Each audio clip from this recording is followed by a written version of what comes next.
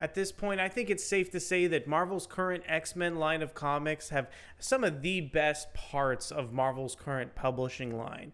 Also, it seems like the comic book series that actually tie into Marvel's X-Men series end up becoming even more fascinating as a result. Last week, we covered how She Hulk started to acquaint herself with the ways of Krakoa. And this week, over on the channel, we're going to go ahead and talk about elements of Marvel's current X-Men books that are spilling into Spider-Man with Marvel Comics Spider-Man #9.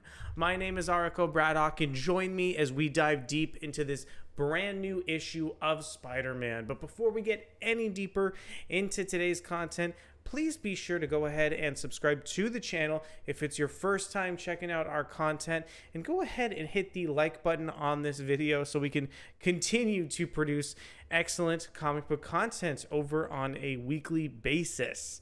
And now let's introduce our Spider-Man creative team. So this issue is written by the incredible Zeb Wells. We have art from Patrick Gleason and colors from Marcio Menyz, plus letters from VC's Joe Caramagna. This cover is illustrated by John Romita Jr., Scott Hanna, and Marcio Menyz. Now, let's go ahead and read off Marvel's solicitation text for the issue so you have maybe a good idea of where the plot in the issue starts. Something happens at the Hellfire Gala that sends Spider-Man and Wolverine on a dangerous mission all over creation. That's right, the best duo in comics is back, but who are they fighting, and what or who are they fighting for? No spoilers here. Alrighty, so let's go ahead and dive into this issue. I'm sure I just went ahead and pulled up our preview from Adventures in Poor Taste for Spider-Man #9. And here's a look at a beautiful interior page from artist Patrick Gleason. Okay, so the reason why I'm so excited to talk about this series is because over on the channel for the past couple weeks, we've been talking about, well, actually, we've been hyper-focused on the X-Men and Spider-Man comics. We know there's an upcoming crossover starting very soon called Dark Web that involves elements of X-Men and Venom. And this Spider-Man #9 issue is kind of the prelude, if you will, to this Dark Web crossover, which further expands on all of the plot threads the creative team has been managed to kind of flesh out over the past couple months. Plus, big X-Men fans are going to see really important X-Men threads that were opened up in like House of X and Powers of 10 really come into their own here. So I have to say, if you're a ginormous X-Men fan, you're not going to want to miss this week's issue of Spider-Man because there's some pretty massive developments in it.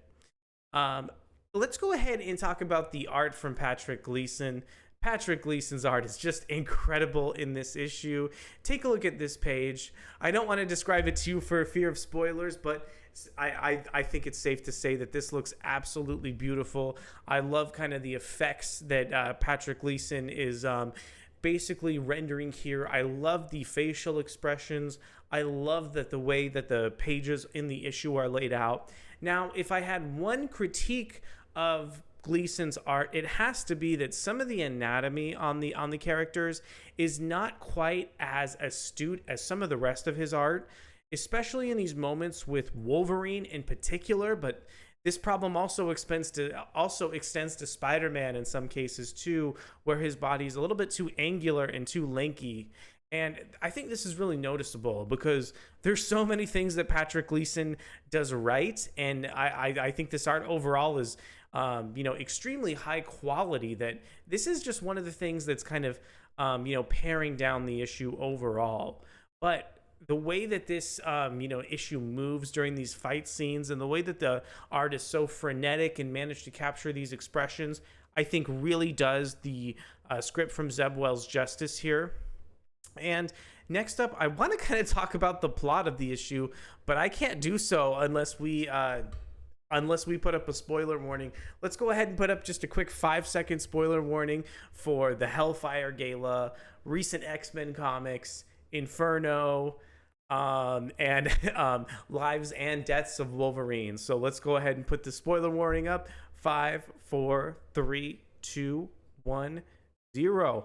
Okay, so essentially, we learned during Free Comic Book Day that Moira disguised herself as Mary Jane, well, and then infiltrated the Hellfire Gala. So in this issue, we see Spider-Man chasing after Moira slash Mary Jane in this weird kind of fusion as he sort of chases her all the way to France in order to kind of rescue Mary Jane. But if you've been paying attention to this recent run of Spider-Man, Mary Jane and Peter Parker are not on very good terms. So this series does a great job exploring the relationship and also does a good job pulling on so many different X-Men threads. Now, if you are a huge Zeb Wells fan like I just so happen to be, I'm a huge, massive fan of his recent run on Hellions. This series actually ties in a couple plot threads from Hellions, like including a character named Grey Crow, who makes an appearance in this issue. It's so fun to kind of pull apart the meta narrative and essentially see where, you know, one writer will bring back all of the continuity that they've established over in Marvel Comics.